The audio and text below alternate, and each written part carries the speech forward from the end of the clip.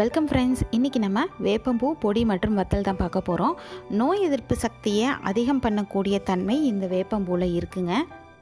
இந்த வேப்பம்பூவை ஏதோ ஒரு வகையில் நம்ம உணவில் டெய்லி சேர்த்துட்டு வரும்போது நமக்கு வரக்கூடிய இந்த ஸ்கின் ப்ராப்ளம்ஸ் எல்லாம் போகும். வயிற்று பிரச்சனைகள், வயிற்றில் உள்ள பூச்சிகள் இது எல்லாமே அழியுங்க.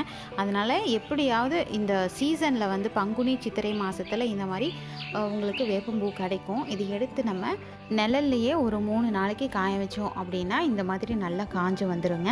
நம்ம இப்போது இந்த வத்தலும் பொடியும் எப்படி ரெடி பண்ணலான்னு பார்க்கலாம். அதுக்கு தேவையான பொருட்கள்: 1 டேபிள் ஸ்பூன் கருப்பு உளுந்து, ஒரு 4-5 பூண்டு, 1 டேபிள் ஸ்பூன் அளவுக்கு கடலைப்பருப்பு, ஒரு 3-4 காஞ்ச மிளகாய் எடுத்துக்கலாம். கொஞ்சமாக பெருங்காயத்தூள் அல்லது கட்டி பெருங்காயம், 1/2 டீஸ்பூன் சீரகம். இது காஞ்ச வேப்பம்பூங்க.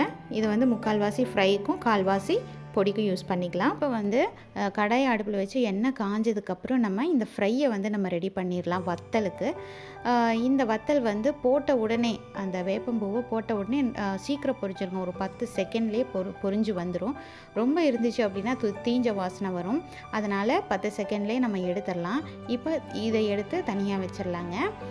இந்த வேப்பம்பூ வத்தலில் உப்பு கிடையாது. அதனால் நம்ம கொஞ்சமாக ஒரு 1/2 டீஸ்பூன் போல் உப்பு சேர்த்துட்டு இதை நல்லா ஃபோர்க்கு வச்சு நல்லா கலந்துக்கோங்க. இந்த மாதிரி குலுக்கணுன்னா அந்த உப்பு தனியாக தேங்கிடும். அதனால் ஃபுல்லாக கலங்காது. இந்த மாதிரி உப்பு சேர்த்து நல்லா கலந்து வச்சுக்கோங்க. நீங்கள் இதை ஏர்டைட் கண்டெய்னரில் போட்டு நீங்கள் ஸ்டோர் பண்ணி வச்சுக்கலாம். இந்த வத்தல் சாம்பார் சாதம், தயிர் சாதம் எல்லாத்துக்குமே தொட்டுக்கிறதுக்கு ரொம்பவே நல்லா இருக்குங்க. இந்த வேப்பம்பூ சர்க்கரை நோயை கண்ட்ரோல் பண்ணுறதுக்கு ரொம்பவே ஹெல்ப்ஃபுல்லாக இருக்குங்க. அடுத்து பொடி ரெடி பண்ணுறதுக்கு பார்க்கலாம். நம்ம எடுத்து வச்சுருந்த இந்த காஞ்ச மிளகாயை நம்ம வறுத்து எடுத்துக்கலாம். எல்லாமே ட்ரை ரோஸ்ட்டு தான் பண்ணணும். அடுத்து நம்ம பூண்டு பற்கள் அதை நல்லா தட்டி அதுக்கப்புறம் வறுக்கிறோம். இது கொஞ்சம் கலர் மாறின உடனே எடுத்து வச்சிடறோம். அதுக்கப்புறம் நம்ம கடலைப்பருப்பு, உளுத்தம்பருப்பு எடுத்து வச்சுருந்தோம். 2 ஈக்குவல் அமௌண்ட்டில் எடுத்து வச்சுருக்கோம். அதையும் நல்லா கலர் மாறுற வரைக்கும் நல்லா வறுத்துக்கோங்க. இது நல்லா கலர் மாறின உடனே 1/2 டீஸ்பூன் அளவுக்கு சீரகம் சேர்க்குறோம். சீரகம் சேர்த்துட்டு கொஞ்சமாக பெருங்காயம் சேர்த்துக்கலாம். பெருங்காயம் இல்லை அப்படின்னா நீங்கள் பெருங்காயத்தூள் பொடி பண்ணும்போது சேர்த்துக்கலாம். இப்போ எல்லாமே வறுபட்டுருச்சு. இப்போது இதை தனியாக நம்ம எடுத்து வச்சிடலாம். அடுத்து நம்ம வேப்பம்பூ வச்சுருந்தோம். அதையும் நம்ம சேர்த்து நல்லா ட்ரை ரோஸ்ட் பண்ணிக்கிறோம். வேப்பம்பூ ஒரு 2 நிமிஷமாவது நல்லா இந்த மாதிரி வறுக்கணும். அப்போ தான் நல்லா வறுபடுங்க. இந்த மாதிரி நல்லா கண்டினியூஸாக வறுத்துட்டே இருங்க.